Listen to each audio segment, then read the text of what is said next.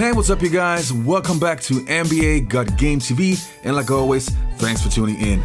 In today's episode, I'm going to take a look at the top 5 most hated players in NBA history. And just to be clear, it doesn't mean that I didn't like them. Actually, in some cases, it's the exact opposite. But they weren't too popular with the opposing team and fans. But before we start with this video, if you like this video, please subscribe to my channel.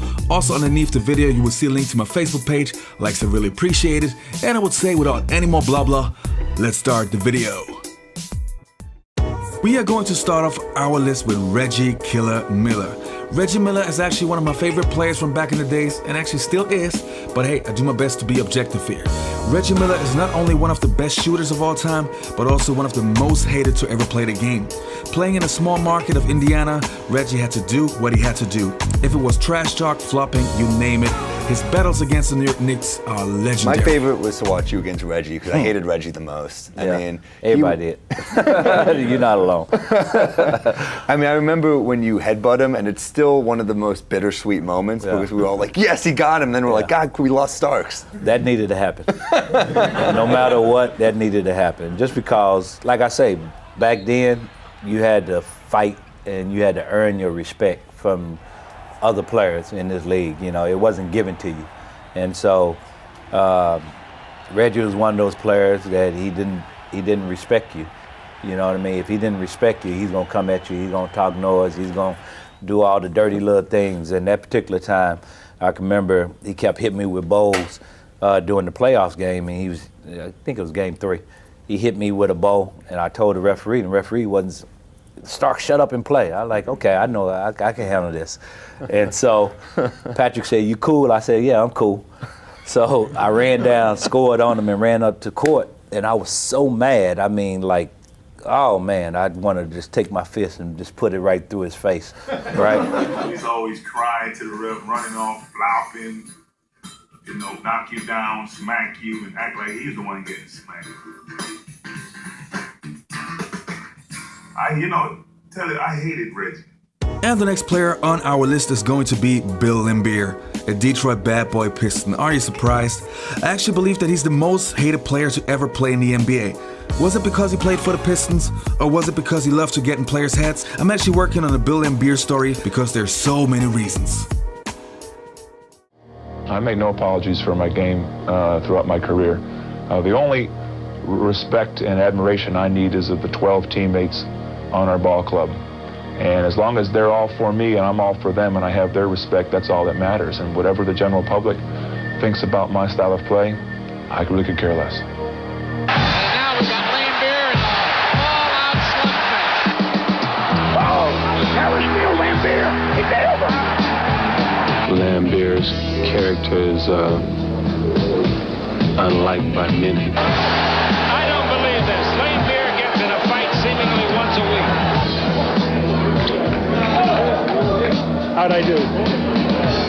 Well, that all depends on what's being judged. If you're looking for the villain of the NBA, that's what Bill Laimbeer calls himself, then the fans score him a perfect 10. And if you're judging candidness, speaking your mind, Laimbeer does just as well. How many players would grab the headlines going into the playoffs by being very critical of their general manager for trading veteran players and for turning the coach into a lame duck? Many of the players in the NBA, I think, safely can be characterized as kind, warm-hearted, generous types, the kind that you wouldn't mind taking home to your mother. But there are a couple of players around the league who, for one reason or the other, seem to evoke some rather strong reaction from fellow players and fans alike. Curry Kirkpatrick has more on 2 of the more noted bad guys.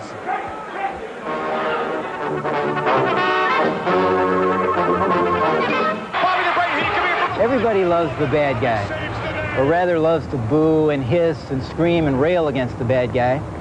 But if basketball mirrors life, as it surely does here in Boston and in Detroit these days, have we got a couple of bad guys for you. Vile villains of the peace, 2 otherwise pleasant souls who always seem to wind up in the most unpleasant situations. There's a fight right there. Laimbeer and Jordan. Unfortunately, everybody kind of picks out one person on their team to be a designated villain. I happen to be. He's the type of guy you love to hate. He's a dirty player. People don't like him. None of us around here like him. Does Detroit's Bill Laimbeer deserve his reprehensible reputation as the Prince of Darkness? Whenever he gets fouled or pushed or shoved, you know, just light tapping or whatever, he falls down on the floor and starts going, hey, ref, you know, he got me. He's a crybaby. He keeps crying about the fouls getting called on him, but he keeps wrestling everybody out of the picture. Lambier dominates the wanted posters in Boston, and he was victim to a vicious massacre in Atlanta. The fans took a cardboard replica of my jersey and chainsawed it in half during halftime last year during the playoffs. That was a little unique. And the next player on our list is going to be Bruce Bowen. Some call him one of the best defenders to ever play, some call him Mr. Cheap Shot. There's no denying that Bruce was one of the best defenders of his generation, but he also was the reason for many injuries. That's why it's pretty understandable that he wasn't too popular by fans and the opposing teams. 44-35 at halftime. Bit interesting here in the third, Raleigh Zerbiak is kicked in the face by Bruce Bowen. That seemed to rally and wake up Zerbiak. Bruce is a defender, but you did have a mystique that you built. Did you ever do that? Did you ever walk under anybody? No, I never walked under guys intentionally to harm them.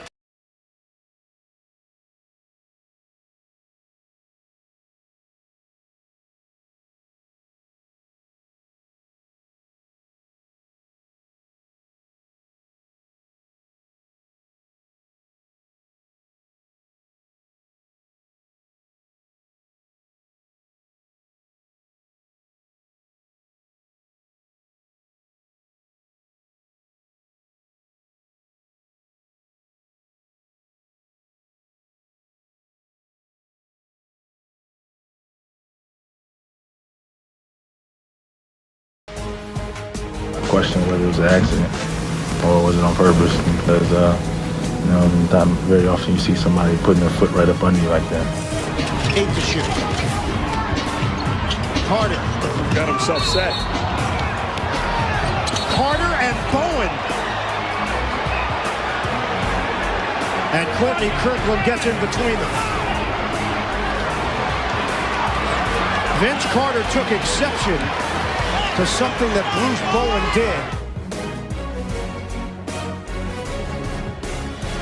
You never did that. You never walked under a player. No, I didn't walk under players. Okay, did any shooter ever come down Yeah, on there you were plenty of shooters. There are plenty of shooters that came down on my feet, and there are also players that I came down. Though. Is that what you're saying? It wasn't my fault. And the next player on our list is going to be Ron Artest, aka Metta World Peace. What can you say about this guy? An NBA champion, one of the best defenders of his generation, playing for some of the greatest franchises in the NBA, the Chicago Bulls, the Los Angeles Lakers, the Houston Rockets. This guy left his heart on the court, but he was also hated among other NBA players. And if you see the next videos, you understand why. Suspended 7 games without pay for his elbow to James Harden.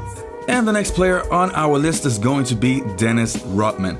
Isaiah Thomas actually also could have been easily on this list, but I had to make a decision and I gave the nut to the worm.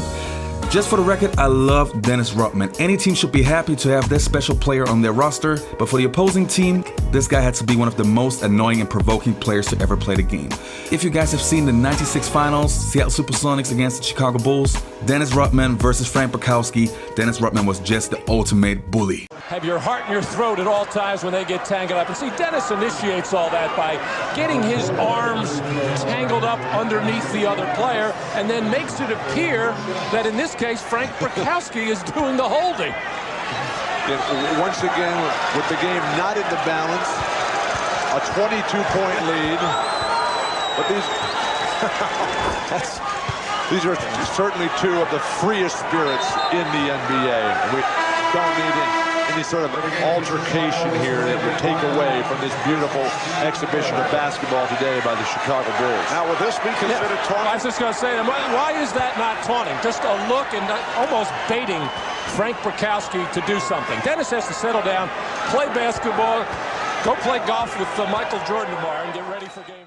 Hey, and thanks for watching this video. We really hope you enjoy our content, and if you'd like to support our channel, you can do these things. First, subscribe to our channel and click the notifications button so you will always be up to date when we upload a new video. And also check out our Facebook page. You will find the link underneath the video. Likes are very appreciated. Thanks a lot.